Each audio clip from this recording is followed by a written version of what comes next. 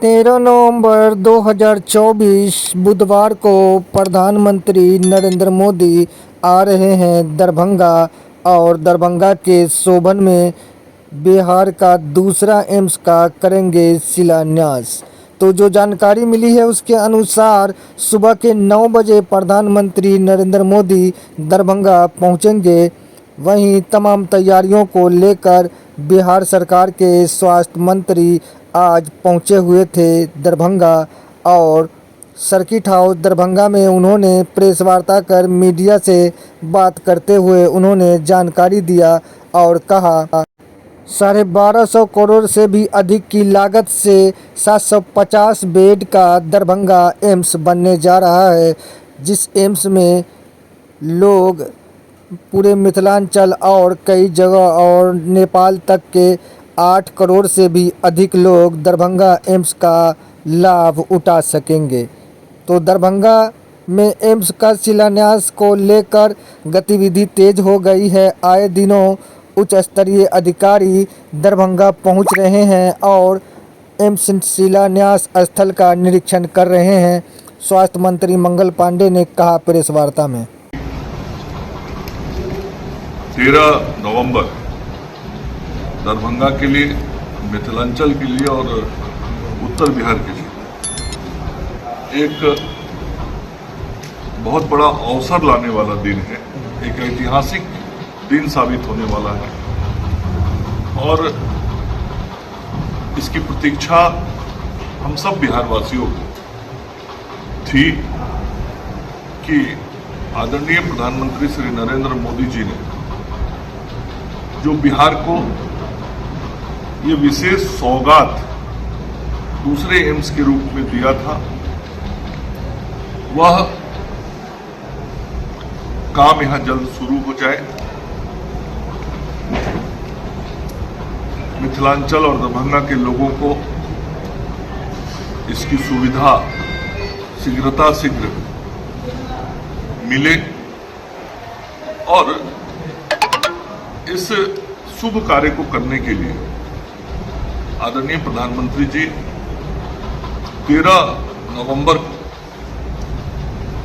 मिथिलांचल की धरती पे आ रहे हैं दरभंगा में।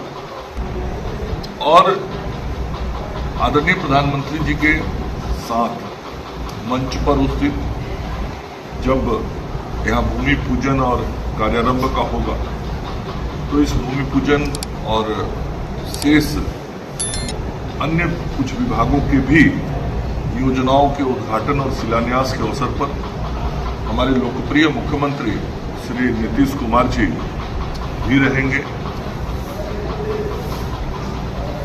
इस कार्यक्रम में महामहिम राज्यपाल महोदय, साथ ही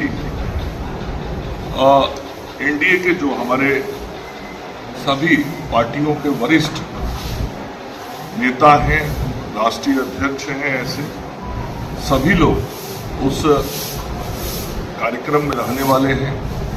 श्री चिराग पासवान जी, श्री जीतन राम मांझी जी, श्री संजय झा जी, श्री उपेंद्र कुशवाहा जी, ऐसे सभी जो एनडीए के हमारे शीर्षस्थ विभिन्न दलों के नेता हैं, सभी उस दिन आदरणीय प्रधानमंत्री जी और मुख्यमंत्री जी के साथ रहेंगे। इसके साथ ही भारत सरकार के कई हमारे वरिष्ठ मंत्री, जिसमें श्री नित्यानंद राय जी, श्री रामनाथ ठाकुर जी,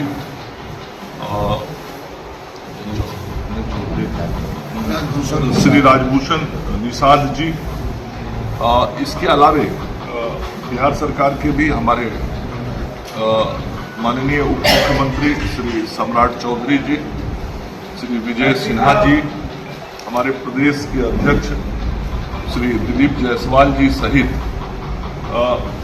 कई वरिष्ठ नेता रहेंगे। और इस मिथिलांचल के तो सभी जिलों के हमारे एनडीए के सभी विधायक, सांसद, जिला के अध्यक्ष, पदाधिकारी, वरिष्ठ नेता, ये सब लोग इसकी तैयारी में ही लगे हुए हैं। मैंने कहा प्रधानमंत्री जी की वो सभा सुबह 9 बजे अपेक्षित है। उसी शेड्यूल के अनुसार प्रधानमंत्री जी का दरभंगा आना है। बाकी तो सब कार्यक्रम, चूँकि आदरणीय प्रधानमंत्री जी का जो कार्यक्रम है वो पीएमओ से ही फाइनल होता है, तो अभी अंतिम फाइनल जानकारी आने वाली है। लेकिन ये जो सभा का कार्यक्रम है और वहाँ जो पूजन का कार्यक्रम है, ये अभी तक जो प्रस्तावित है वो सुबह 9 बजे सब लोग रहेंगे। प्रधानमंत्री जी, राज्यपाल महोदय, मुख्यमंत्री जी, हमारे जैसे मैनेजर जो पूजा का सामान्य विधि होता है, तो पूजन विधि होगा। बाकी तो हम आगे चलते हैं, वही बोलूँगा जो मुझे अधिकृत रूप से जानकारी हो। बताया ना, वो भारत सरकार का स्वास्थ्य मंत्रालय एजेंसी के साथ अपना MOU साइन करेगा।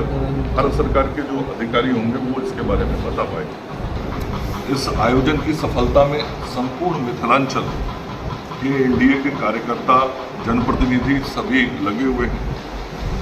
और यह जो एम्स यहाँ दरभंगा में बनेगा, पूर्व से 1250 करोड़ रुपया की स्वीकृति हुई थी, लेकिन उसकी रीडिज़ाइनिंग हुई है, वो भी अंतिम चरण में है। तो अनुमान है कि उसकी राशि बढ़ेगी और ये लगभग 1700 करोड़ के आसपास खर्च जाएगा, ऐसा अनुमान है। तो ये इतनी बड़ी योजना यहाँ अब जमीन पे उतर रही है और हम आप मीडिया के साथियों के माध्यम से संपूर्ण मिथिलांचल वासियों से, दरभंगा जिला के सभी लोगों से आग्रह करते हैं, अपील करते हैं, अनुरोध करते हैं कि आदरणीय प्रधानमंत्री जी, माननीय मुख्यमंत्री जी जब इस विशेष अवसर पर हमारे बीच पधार रहे हैं, तो उस दिन उनके स्वागत के लिए, उनके अभिनंदन के लिए और उनके संबोधन को सुनने के लिए सभी लोग प्रातः 9 बजे, बहुत महत्वपूर्ण दिवस है और इसमें हर किसी का सहयोग चाहिए। ऐसे ही विकास की गाड़ी को आगे बढ़ाते हुए बिहार को भी आगे बढ़ाएंगे।